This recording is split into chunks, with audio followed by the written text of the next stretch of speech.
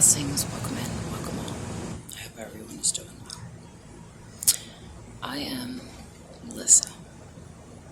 I know, a little bit of a name change. And there's reasoning behind that, but I'm not going to go into that. So, what I wish to express is that the power and the healing that we can provide for others just by being in presence, just presence alone. Many of us that come into this awakening, that we have a higher purpose, that we're on this ascension journey, that we are starseeds, that we are light workers, that we have a greater purpose, a higher purpose in this life, to change and transform and create beauty and bring forth healing, knowledge, inspiration, and things like that to our local communities, to our families, to people that we don't even know on a day-to-day basis. And I just want to share a little experience that I'm going through at the moment, because in all reality, I can't talk about things that I haven't experienced. I mean, if it hasn't been part of my experience, I don't have the knowledge or wisdom to communicate that and express that to others, because there is no resonance or there is no truth to it. So I don't speak about things that I haven't experienced on my own.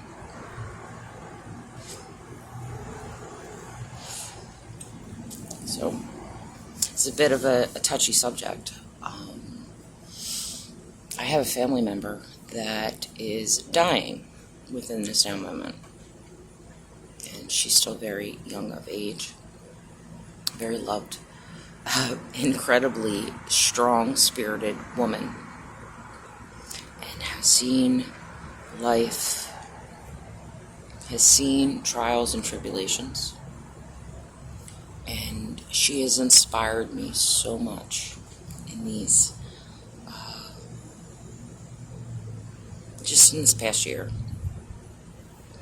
to see someone thrive and still to face their immortality or their mortality, and still be a light, and still be a beacon of light, despite knowing what the ultimate end is. And this is a great analogy for all of us. Whatever we're facing, whatever seems dark and dreary, whatever seems we're just not going to make it, and we lose our hope and we lose our faith. But when you're faced with the ultimate end, so to speak, of this life as a human in physical form, to still carry that torch, to still carry that fire, that God spark, and say, this isn't my end. I lived a good life. I created beautiful children. I've had magnificent experiences. I've had wonderful friends and loving relationships. And I've had shitty things happen to me. But it hasn't dampened that spark that God, Source, the divine, however one chooses to perceive it, I was gifted with, my life force that burns eternally despite the darkness that surrounds me, despite knowing one's fate, to still thrive, to still push through, not in a survival mode, but to still say there's more, to understand that there is still life beyond death.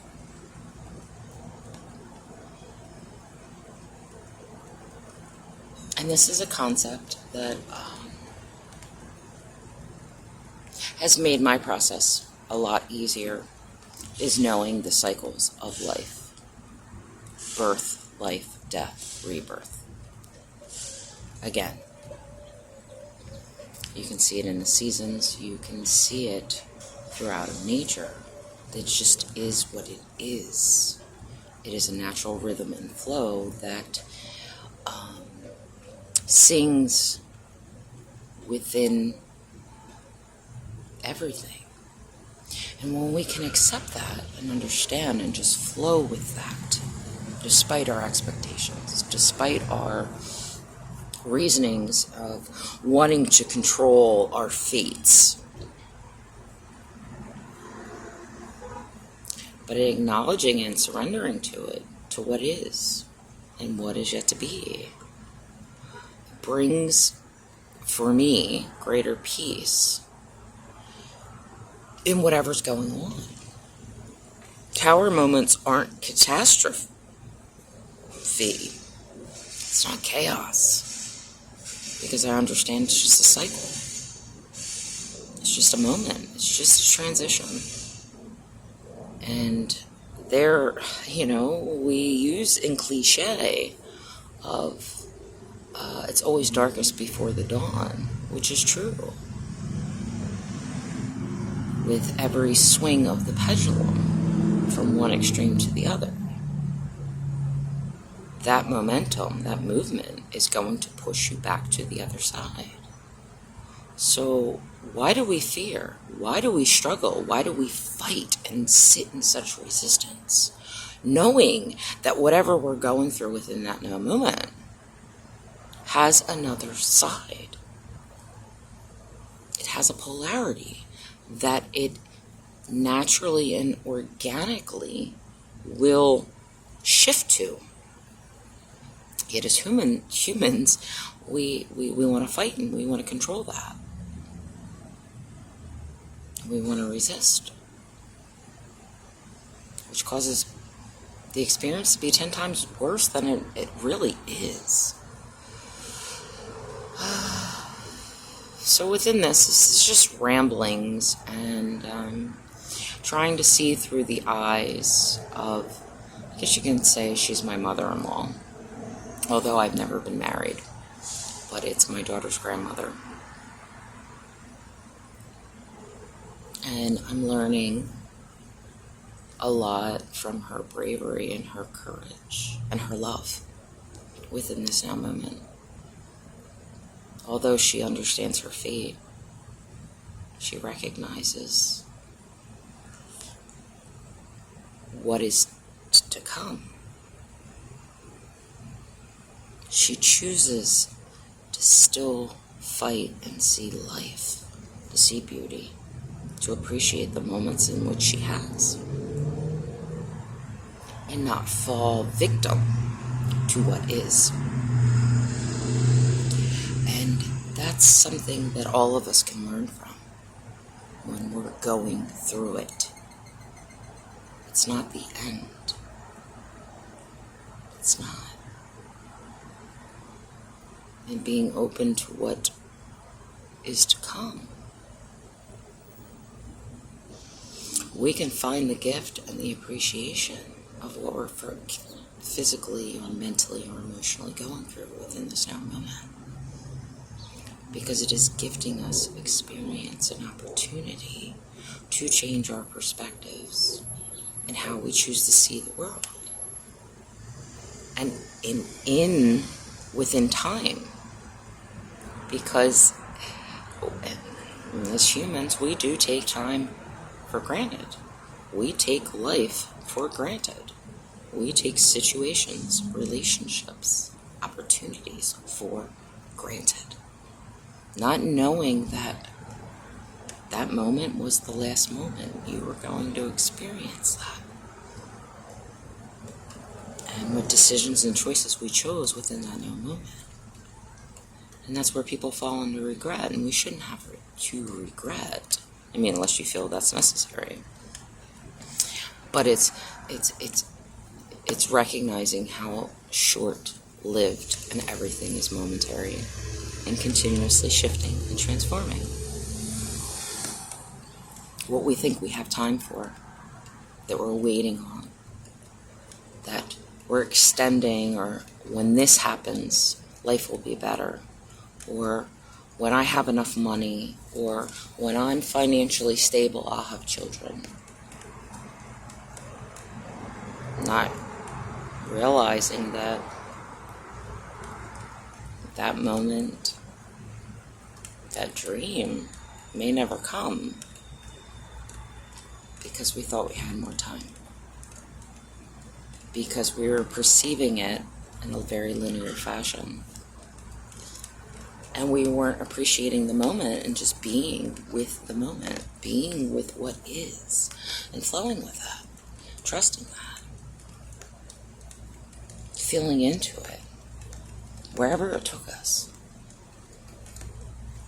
And then when we're faced with the end of physicality of life, how do we choose to perceive that? How do we just, and I recognize in her state of being, she's in a lot of pain. She's tired, she's exhausted. Yet that flame is what keeps her going and keeps her fighting within this now moment, saying there's still more that I want to experience. There's still more love that I want to share. And as I speak, it's starting to rain harder, which for me is very symbolic of cleansing and purification. So if we could just be open to receive the codes and the energies within this now moment that the sky is providing for us.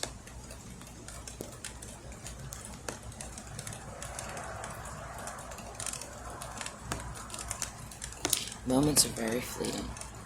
Experiences are fleeting.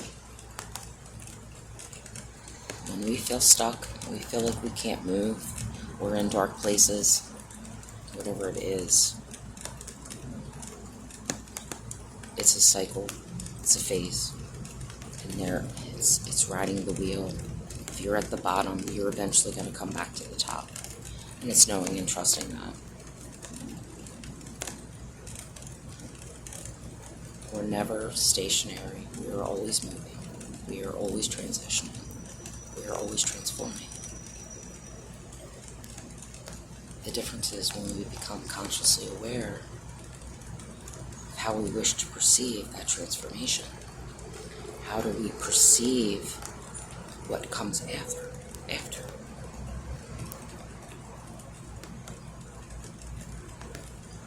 And that perception is everything.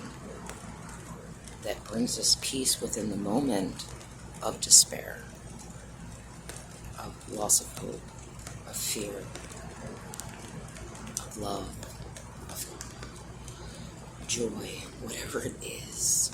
It's all about the perception that you hold within that moment. And if we can see things for exactly for what they are, and accept it, and surrender to it, these transitory states and these transitions and transformations can be so much smoother, so much lighter, and they can be so much more rewarding.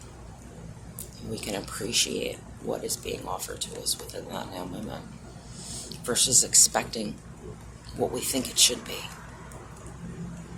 So I just wanted to share a few of those thoughts.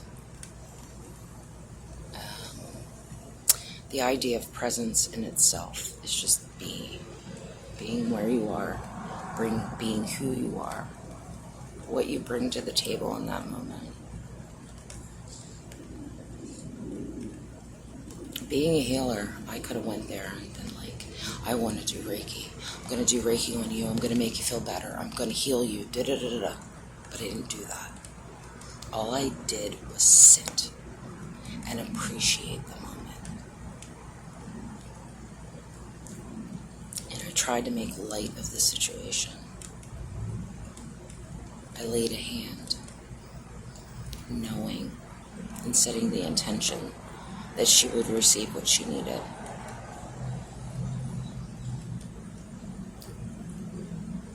The biggest thing in the intention was being present for her to go through what she needed to go through. I know that she was helped, that she was supported, that she was comforted within that moment. And you want to know the miracle? She texted me today to tell me how much she felt. She felt so much better today. She felt very good.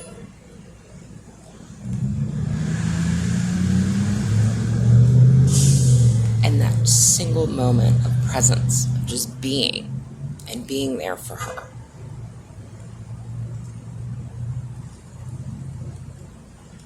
Can't say that I can heal her.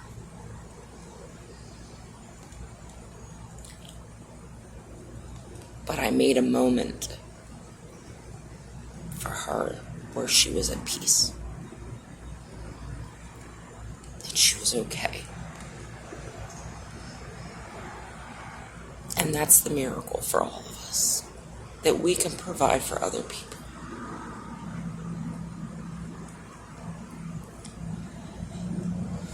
Is the gift of presence. So, I leave you all with that. Just wanted to share my experience and a little bit of food for thought. We don't realize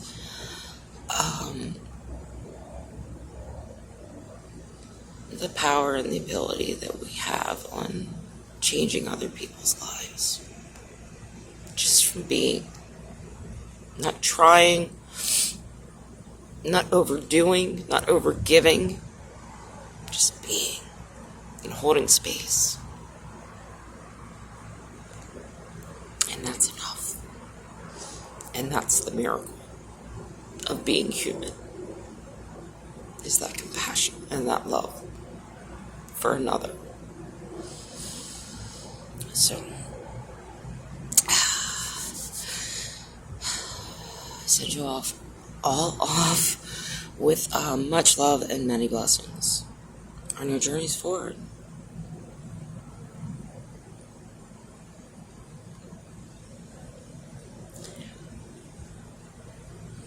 Appreciate your moments,